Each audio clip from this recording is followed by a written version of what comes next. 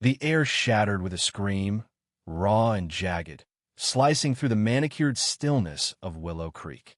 It wasn't the kind of place where screams belong, not here, where every lawn was trimmed to a uniform half-inch, where mailboxes gleamed in HOA-approved shades of taupe, and where the hum of sprinklers was the loudest rebellion most neighbors dared.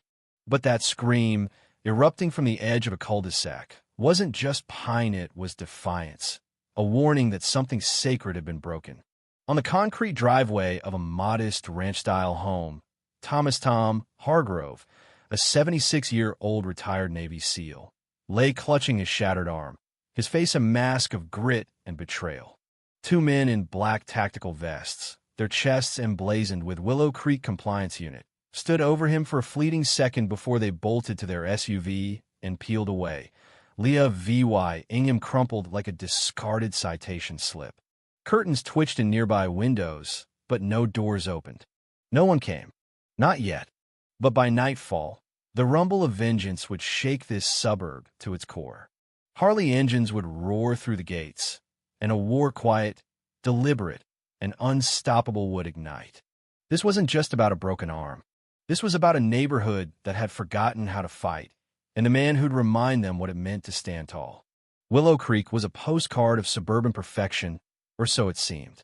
Tucked in a quiet corner of the city, its streets were lined with identical beige homes, each with a two-car garage and a front yard that screamed conformity. The Homeowners Association, or HOA, ruled with an iron clipboard, enforcing rules that bordered on absurd. No flower beds brighter than pastel, no cars parked on the street past 9 p.m., no porch decorations that disrupted the aesthetic harmony. On paper, the HOA existed to maintain property values and community standards. In practice, it was a petty fiefdom run by men like Victor Grayson, a slick-talking real estate broker who treated the presidency like a crown.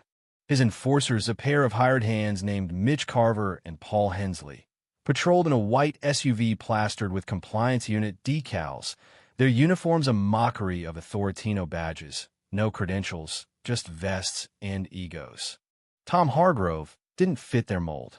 A widower who'd lived in Willow Creek for 22 years, he was a man of routine and pride. His house, at the end of Maple Lane, was unremarkable except for the American flag that flew daily, its colors crisp against the gray siding. He mowed his lawn every Saturday, not because the HOA demanded it, but because it was his lawn, his home, his piece of the world. Tom had raised a daughter here, buried his wife in the cemetery down the road, and now, in his late 70s, all he wanted was to drink his coffee on the porch and tinker in his shed.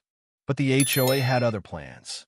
That morning, Tom had been fixing his backyard fence.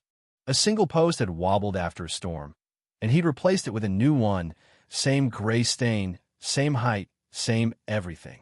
He was hammering the last nail when the SUV rolled up at 10:47 a.m., its tinted windows glinting in the sun. Two men stepped out, Mitch, lean and wiry, clutching a clipboard, Paul, broad and silent, his arms crossed like a bouncer's. Tom wiped his brow and squinted from his porch. "You boys lost?" he called, his voice gravelly but calm. Mitch stepped forward, flipping through papers. "You're in violation, Hargrove. Unauthorized fence modification. No Form 12C submitted for approval." Tom snorted. "It's one post. Same as the old one. Been here longer than your forms." "That's irrelevant," Mitch snapped. "Your fine due law $500, and you've got 48 hours to revert the change or face further action." Tom's eyes narrowed. He'd dealt with their nonsense before.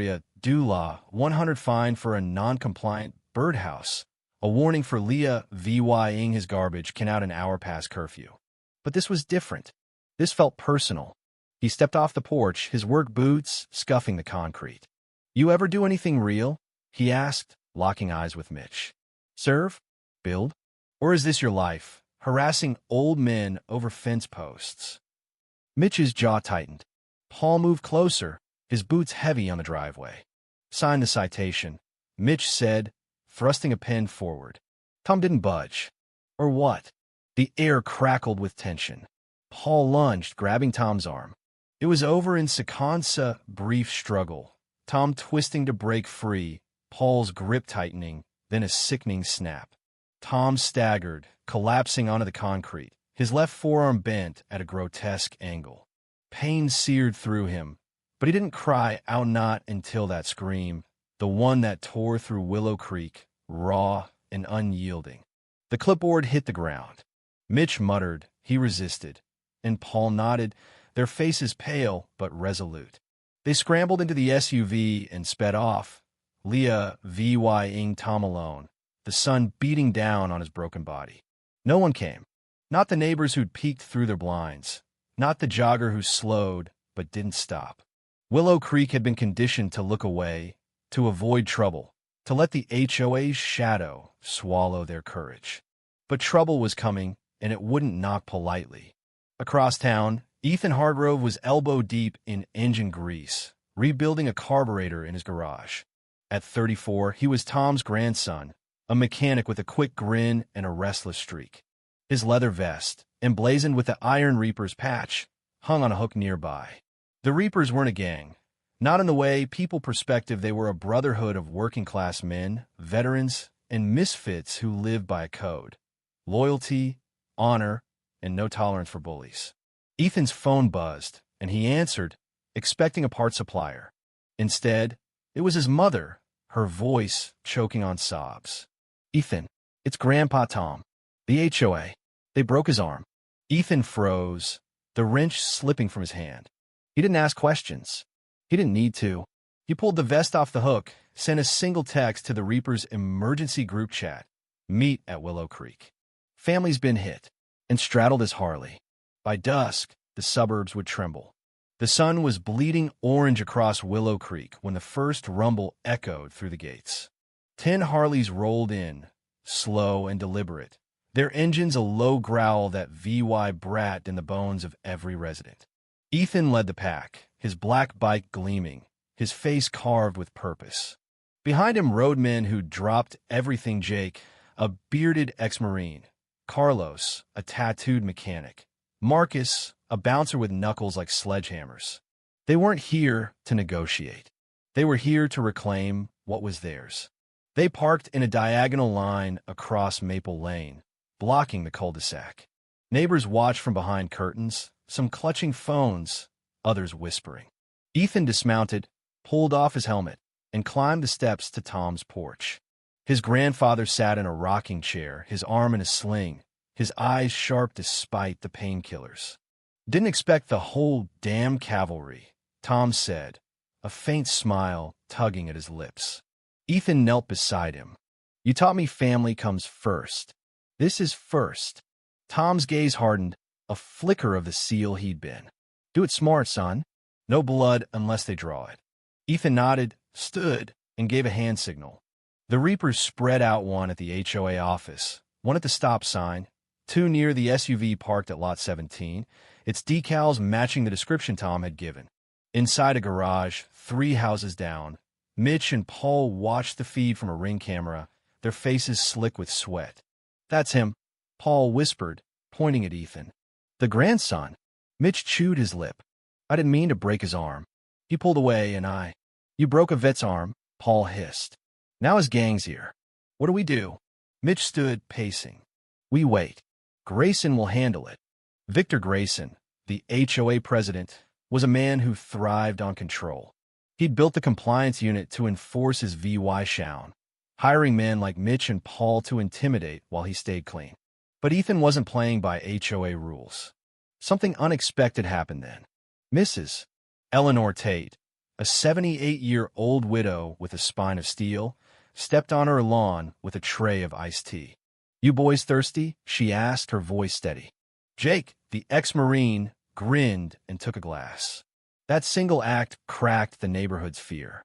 A man brought out chairs. A teenager asked Carlos about his bike. A woman shared a story of a doula, $300 fine for unapproved mulch. The Reapers weren't invaders, they were liberators. Inside the garage, Mitch's phone buzzed. It was Grayson. "Stay put," he barked. "I'm calling in favors." But favors wouldn't stop what was coming. By nightfall, the Reapers set up a watch 3 at Tom's house, 2 patrolling the street. No weapons, just presence. The HOA sent frantic emails. Unauthorized assembly.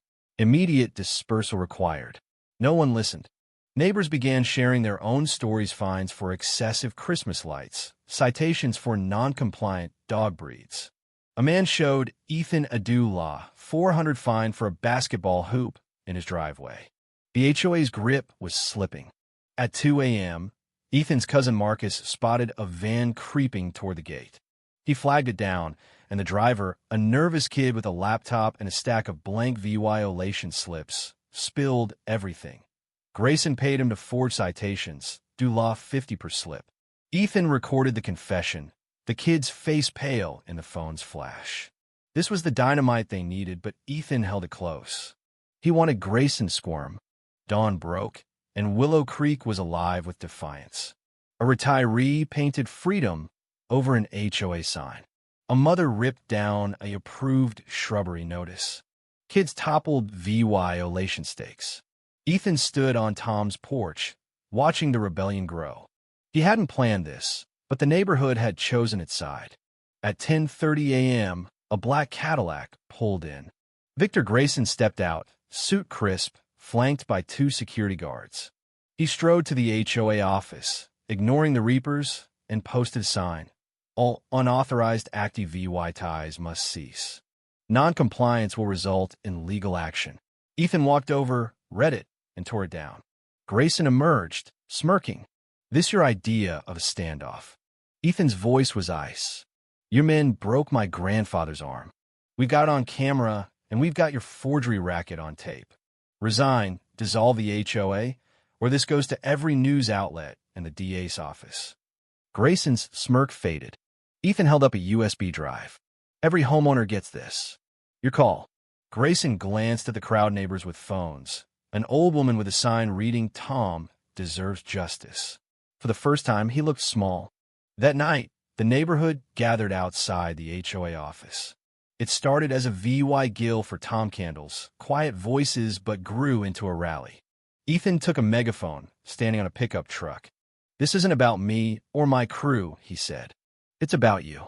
They made you afraid to live, to be neighbors. That ends now. You're not their subjects. You're their power. The crowd roared. Inside the office, Mitch and Paul panicked. Grayson had fled, Leah VYing them to face the music. They tried to slip out the back, but Marcus and Jake were waiting. Deputies arrived minutes later, tipped off by Ethan's footage. Mitch and Paul were cuffed, their fake vests stripped away, as neighbors recorded. The HOA collapsed overnight. The board resigned. Violations were voided. The office was sealed, its fountain drained. Willow Creek breathed again. 3 days later, Tom sat on his porch, his cast heavy, but his spirit light. Ethan leaned against his bike, sipping coffee. You sticking around? Tom asked.